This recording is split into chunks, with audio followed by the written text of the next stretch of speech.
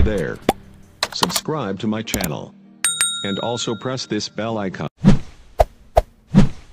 اور دوسری کیٹیگری جو نبی کریم صلی اللہ علیہ وسلم نے فرما دی ہے کہ وَامْرَأَةٌ بَاتَتْ وَزَوْجُهَا عَلَيْهَا سَاخِطٌ، کہ ایسی عورت جو رات گزارے اور اس کا خاوند اس پہ ناراض ہو۔ اس کا مطلب یہ ہے کہ ایک عورت جو اپنے خاوند سے بے جا ڈیمانڈز رکھتی ہیں، اپنے خاوند کو ذہنی سکون نہیں دے پاتی، اپنے خاوند کو بے جا پریشان کرتی رہتی ہے، اپنے خاوند کو اس کے گھر والوں کی وجہ سے تان و تشنی، گالن گلوچ، لڑائی جھگڑا چلتا رہتا ہے، چھوٹی چھوٹی باتوں پہ وہ ناشکری کرتی ہے، اپنے خاوند کی دن رات کی جانے والی محنت اور دن رات کی جانے والی کوشش سے کمائے جانے والے جو پیسے ہیں ان پر وہ شکر گزاری نہیں کرتی، ان پر اکتفا نہیں کرتی،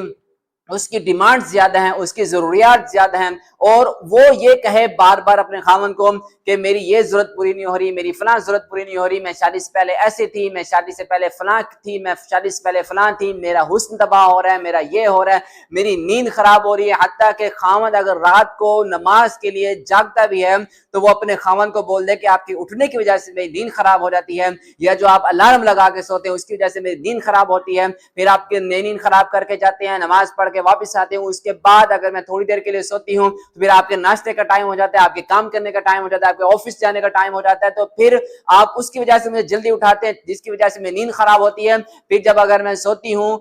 دن کے ٹائم، کوئی کام کرنا ہوتا ہے دن کے ٹائم، تو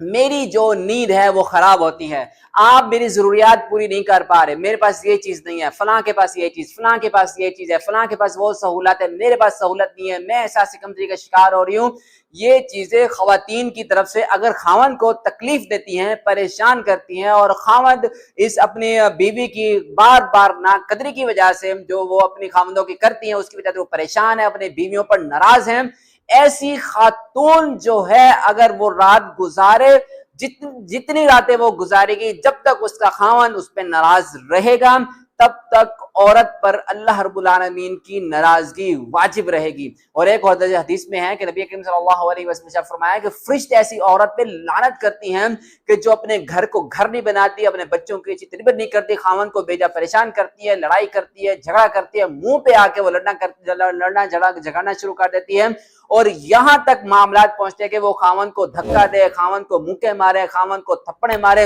اور خاوند کا گریبان پکڑ لے۔ یہ چیزیں نبی کریم صلی اللہ علیہ وسلم نے فرمایا کہ اور خاوند کو خاص طور پہ اس کی روزی کا دانہ دینا،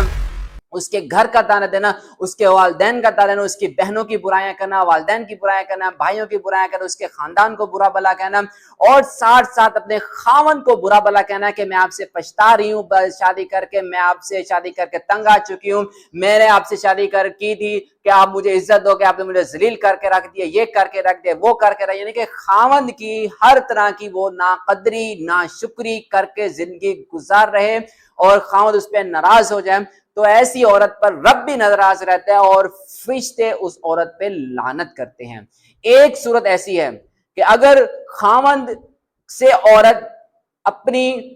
بیجا خواہشات یا اپنی بیجا پریشانیوں کی وجہ سے پریشان ہوتی ہے، ایک صورت ہے جس کی وجہ سے عورت اپنے خاوند سے اگر لڑتی ہے، جھگڑتی ہے، اور خاوند وہ چیز حقوق زوجیت ادا نہیں کرتا، تب عورت اس چیز سے استثنا ہے، وہ خاوند کو پکڑ ہوگی، خاوند سے پوچھ گچھ ہوگی کہ تو نے اپنی بیوی کے حقوق ادا نہیں کیے، تو نے اپنی بیوی کی جو ضرورت تھی، اور وہ ضرورت بیوی کی کیا ہوتی ہے؟ سب سے بڑی ضرورت بیوی کی سیکس ہوتی ہے۔ اگر وہ انسان اپنی بیوی کی پوری نہ کر پائے اور عورت بار بار تقاضا کرے کہ مجھے میری ضرورت جو حقوق زوجیت ہے وہ پورے چاہیے، مجھے وہ چیز پوری چاہیے، تب بھی خاوند اس چیز پہ توجہ نہ دے اور جس کی وجہ سے عورت ناراض ہوتی ہے، تب عورت پر اللہ رب العالمین کی ناراضگی نہیں ہوگی، اللہ رب العالمین کی طرف سے جو فرشتے مقرر ہوتے ہیں وہ اس پر لعنت نہیں کریں گے، اور اگر وہ ناراض بھی ہوتی ہے تو خاوند چاہے جتنا مرضی اسے ناراض ہو جائے، عورت کو گناہ اس بات کا نہیں ہوگا۔ یہاں سے ہمیں ایک چیز سمجھ آ گئی